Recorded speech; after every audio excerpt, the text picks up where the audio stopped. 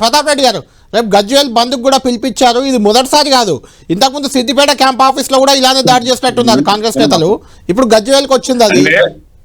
గజ్వేల్ బంద్కు పిలిపించినంటే ప్రజాస్వామ్యాన్ని కూని చేస్తున్నారు వీళ్ళు. కాంగ్రెస్ పార్టీ నాయకులు గుండాయిజం చేస్తున్నారు.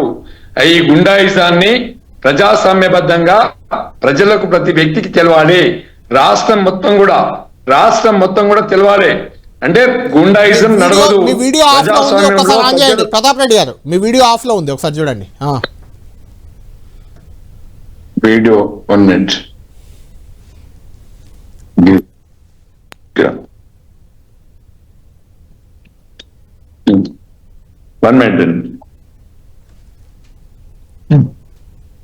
రైట్ ప్రతాప్ రెడ్డి గారు చెప్పండి. వీడియో చెప్పండి, వచ్చింది చెప్పండి. అదే మేమంటున్నామంటే ఇప్పుడు ఇవాళ ఆయన ఎమ్మెల్యే క్యాంపు కార్యాలయం కోసం మాట్లాడాల్సింది పెట్టి యాదగిరిగుట్ట కోసం ఇంకెక్కడో తీసుకుపోతున్న చరణ్ గారు. నేనేమంటున్నా అంటే ఎమ్మెల్యే క్యాంపు కార్యాలయంలో ముఖ్యమంత్రి గారి ఫోటోలు పెట్టాలంటే ప్రభుత్వం ఒక జీవో తీసుకొచ్చి ఆర్డినెన్స్ తీసుకొచ్చి కలెక్టర్లు, ఆర్డీఓలు, ఎంఆర్ఓలు అఫీషియల్ గా వచ్చి పెట్టమంటున్నా, వద్దనట్లేదు. అనవసరంగా వీధి రౌడీలు, వీధి గుండాలు, ప్రోటోకాల్ లేని వ్యక్తులు కాంగ్రెస్ పార్టీ చెప్పి హంగామా చేసి ఫోటోలు పెట్టడం ఎంతవరకు సమంజసము? ఇది ప్రజలు ఆలోచించాలి. ప్రతి తెలంగాణలో ప్రజలు ఆలోచిస్తున్నారు. ఇవాళ వీధి రౌడీల మీద ఒక ప్రధాన ప్రతిపక్షమైనటువంటి నాయకుడు కేసీఆర్ గారి క్యాంపు కార్యాలయానికే భద్రత లేకుంటే ఈ రాష్ట్రంలో ఎవరికి భద్రత ఉంటది? ఈ రాష్ట్రంలో ఎవరిని కాపాడుకోగలుగుతారు? ల్యాండ్ ఆర్డర్ కొలాప్స్ అయిపోయింది. ఇవాళ వాళ్ళ ప్రభుత్వం అట్టర్లీ ఫ్లాప్ గవర్నమెంట్. ఇవాళ దోసుకోవడానికి, గుండాయిజం చేయడానికి, పోలీస్ స్టేషన్ అడ్డం పెట్టుకోవడానికి ప్రయత్నం చేస్తుంటే ఎవరు కూడా క్షమించరు.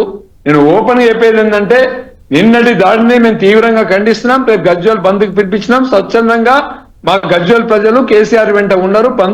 బంధు విజయవంతం అవుతుంది. అది ప్రజాస్వామ్యబద్ధంగా చేస్తున్నాం, గుండాయిజం చేస్తలేం మేము. ఇవాళ ఎమ్మెల్యే గారి క్యాంపు కార్యాలయం మీద దాడి చేయడము, ఇష్టం వచ్చినట్టు కేసీఆర్ గారి ఎంత పనికిరాని విధవలు, పనికిరాని గుండాయిజం చేసేవాళ్ళు, పనికిరాని సమాజంలో పనికొచ్చే వాళ్ళు కాకుండా ఒక కేసీఆర్ లాంటి పెద్ద మనిషిని పట్టుకొని చిటికెలు వేసి మాట్లాడడం ఏందండి? ఇది రేవంత్ రెడ్డి గారు ప్రోత్సహిస్తురా? కాంగ్రెస్ పార్టీ నాయకులు ప్రోత్సహిస్తుండ్రా? కాంగ్రెస్ పార్టీ నాయకులకు ఏమైనా చిత్తశుద్ధి ఉంటే, ప్రజాస్వామ్యం మీద నమ్మకం ఉంటే మీరు కూడా ఖండించండి, ఈ దాడిని ఖండించండి. ఇది నైజం, ఇది ప్రజాస్వామ్యం, ఇది మానవతా విలువలు కాపాడింది.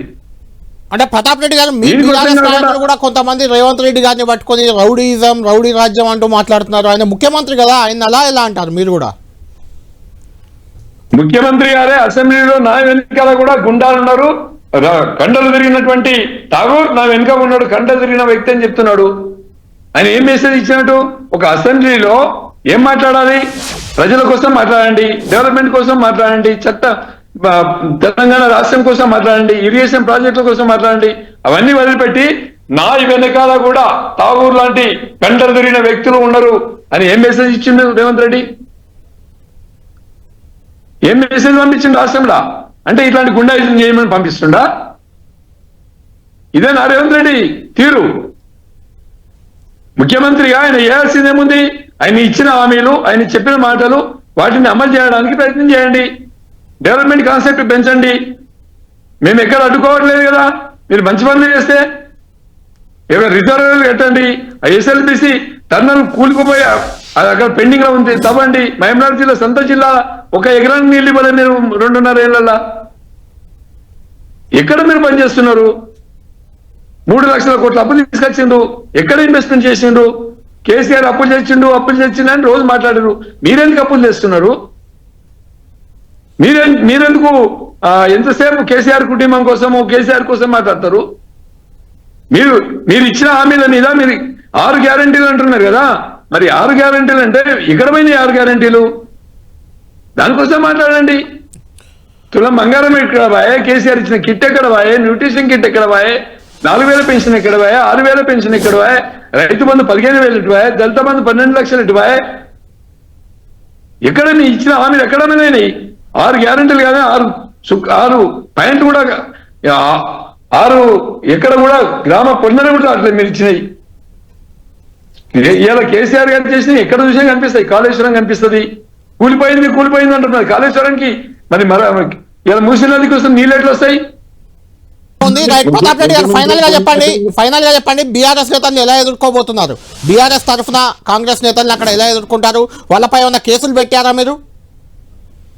మేము కేసులు పెట్టినాము ఆల్రెడీ. నిన్న మనం పిటిషన్ ఇవ్వడం జరిగింది. ఇక్కడ ఏసీబీ గారితో మాట్లాడినాము, అదేవిధంగా అక్కడ ఉన్న SHO సిఐ గారితో మాట్లాడినాము, కంప్లైంట్ ఇచ్చినాము, ఎఫ్ఐఆర్ అయింది. దాదాపు 44 మంది మీద ఎఫ్ఐఆర్ కూడా చేయించినాము, కేసులు కూడా అయినాయి. గుండాయిజాన్ని ఎవరు సహించలేదండి, గుండాయిజాన్ని ఎవరు ఒప్పుకోరు. ఇవాళ కూడా ఇప్పుడు చరణ్ పక్కపంటి ఉన్నాడు కదా, చరణ్ భాయ్ సాబ్ మీరు ఎమ్మెల్యే క్యాంప్ ఆఫీసర్ మీద పడడం మానుకోండి. ఫస్ట్ మీరు ఇచ్చిన రేవంత్ రెడ్డి గారు ఇచ్చినటువంటి హామీల మీద కాన్సన్ట్రేషన్ పెంచండి, స్టేట్ డెవలప్మెంట్ మీద కాన్సన్ట్రేషన్ చేయండి. ఇప్పుడు ఇంతకుముందు చరణ్ ఒక మాట చెప్పిండు, 3 లక్షల కోట్లు అప్పు కట్టినామని. అకౌంట్స్ చూసి చెప్తుండా, అకౌంట్ చూడ చెప్తుండా? నేను